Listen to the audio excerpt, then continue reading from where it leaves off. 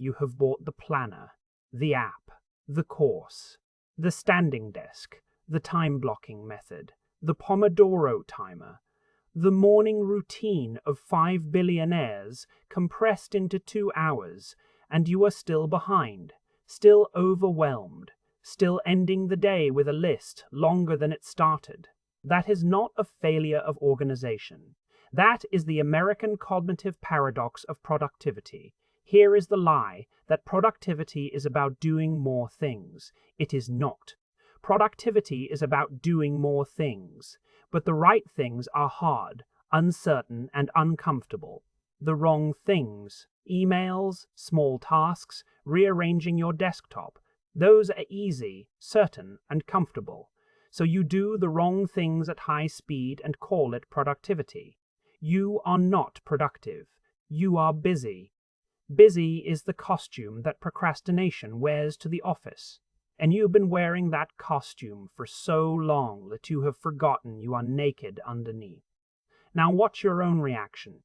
You are already thinking, but I really am busy. I have deadlines. I have people counting on me. That defensiveness is the second layer. And this is where elite psychology deploys the mere urgency effect. Your brain prioritizes tasks with short horizons over tasks with high importance. An email due today feels more pressing than a strategic decision due next week, even if the strategic decision is 1,000 times more valuable. This is not rationality. This is the scarcity heuristic misfiring. You are choosing the noisy, the immediate, the screaming, and calling the quiet, the important, the strategic later. Later never comes. Later is a myth. There is only now, and now you are answering email. Here is the elite psychological mechanism that will triple your output while halving your effort, the 80-20 rule combined with deliberate neglect. 20% of your actions produce 80% of your results. Find that 20%, then neglect the other 80%. Not get to it later. Neglect, permanently. Let the small things burn. Let people be disappointed. Let the inbox fill. The world will not end. The world will adjust, and you will have time for the work that actually matters. Most of you will not do this because neglect feels like failure. You were raised to believe that a clean inbox is a moral virtue. It is not. It is a time sink. A clean inbox is a clean cage. You are polishing the bars. The American cognitive paradox of productivity is this: the more you do, the less you accomplish, because accomplishment requires depth, and depth requires saying no to almost everything. Watch the most effective person you know. They are not the busiest. They are the most unavailable. They say no without explanation. They let emails sit for days. They do not apologize for their focus. That is not rudeness. That is strategy. They have understood something you have not. Your time is your life, and you have been giving your life away to people who would never trade their time for yours. Here is your test. Tomorrow, make a list of everything you do in a typical day. Then draw a line through the bottom 80% of tasks by value. Just cross them out. Do not do them. Not for one day. Forever. Watch what happens. Most of them will never be missed. The few that matter, someone will ask. Then you can decide, but the default is not do everything. The default is do almost nothing, but do that nothing perfectly. Most of you will not draw the line. You will say, but my situation is different. It is not.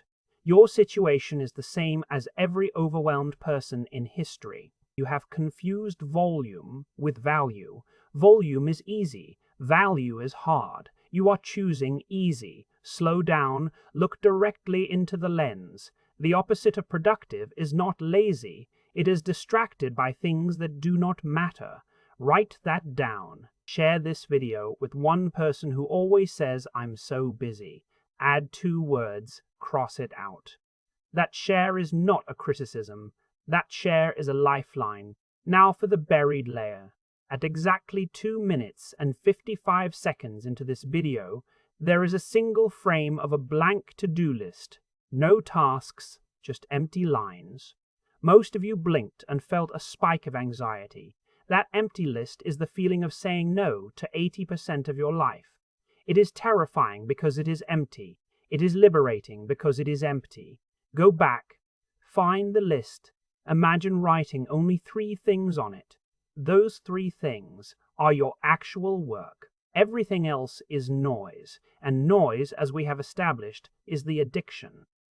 Come back for video number 19. We are going to talk about the paradox of loneliness, why you are surrounded by people and still feel alone, but only if you are willing to let your inbox fill and stay full. Here is the loop you cannot escape now. You will rewind to 2:55 to see the blank list. And when you do, you will notice something else. A single word written faintly at the top of the list, visible only on second look. That word is stop. That word is the key to video number 19. I will not explain it here. You have to earn it by coming back. Here is the rule in the comments. Do not say good video. Say the one thing you are keeping after crossing out 80%. Just one. Strategy. Family. Health. And if you saw the blank list, type empty. If you didn't, type rewind. The empty list is still empty. It is waiting for you to stop adding things that do not matter.